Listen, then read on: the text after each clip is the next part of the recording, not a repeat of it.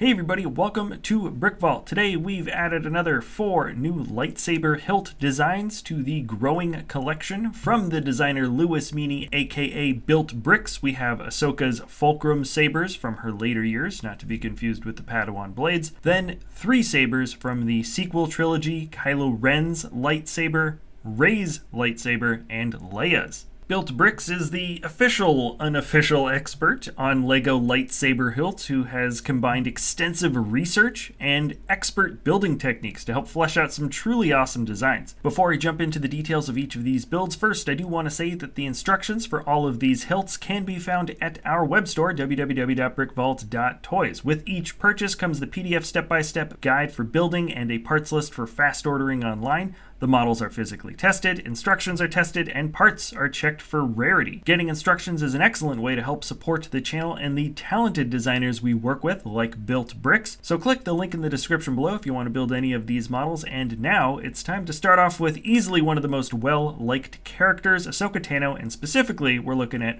her fulcrum sabers. Her weapon of choice most closely mirrors that of the samurai. She has her primary blade and a secondary shorter blade. In Jedi terminology, this is called a Shoto saber, which directly reflects the samurai's wakizashi. Even visually, the design of the handles themselves have a slow, gradual curve, which kind of imitates the curved blades of samurai swords, and the handles have a distinct oval or rectangular shape to them as well. This not only mimics a katana hilt, but it's also an extreme departure from any Jedi or Sith design, which reflects pretty perfectly back to her place in the Star Wars universe. She is essentially a Ronin after all, a wanderer who's left the Jedi Order and answers to no one. Her sabers illustrate her place all too well, and aside from some simple embroidery work on the handles, the hilts are exemplary examples of a minimalist design. The trans-clear dish is the subtle indication where the white purified blade would pop out, and Louis used some advanced techniques in order to keep the hilts smooth while also allowing them to slowly curve. There's actually a lot more than meets the eye when it comes to these LEGO builds. Now let's change gears entirely. Let's move on over to the sequel trilogy, and specifically we're going to take a look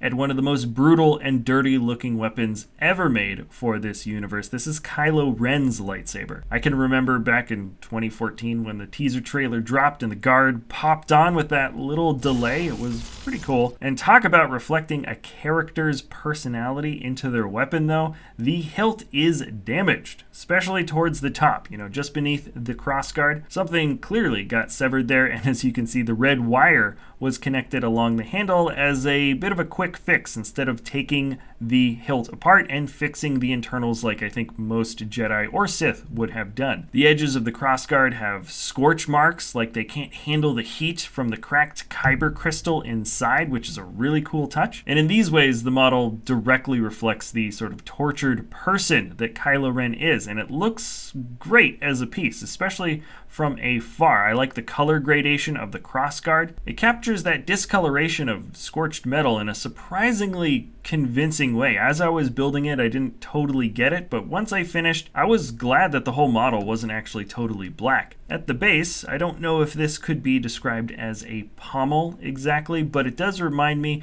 of something like a castle turret, maybe even like the tower for the Eye of Sauron, at least a little bit. Either way, not a very friendly bit of detailing. And on the other side, you can see the activation switch, which is pretty simple, and despite its extroverted damage, the saber was built with a decent amount of pragmatics involved, and it looks like it would work well as a fighting tool in terms of simple ergonomics and handling. Now let's jump on over to Leia Organa Solo's lightsaber. The color combination for this hilt makes this impossible to mistake with any other. The reddish brown bricks are meant to imitate shiny copper, while the rest of the hilt is chromed out in universe, with only a hint of this reflective detailing popping through on the Lego model itself in the form of those small slope pieces. It's a striking look for a saber, and it's nice to see that Leia broke the mold, at least in this sense, but outside of that, the hilt is essentially a combination of the two classic lightsaber designs from the original trilogy. Starting off with the handle, it has those 8 vertical struts, similar to how Anakin's saber, or Luke's first saber I should say, had, and that design is also carried over to Vader's hilt. And if you want to get super technical, probably inspired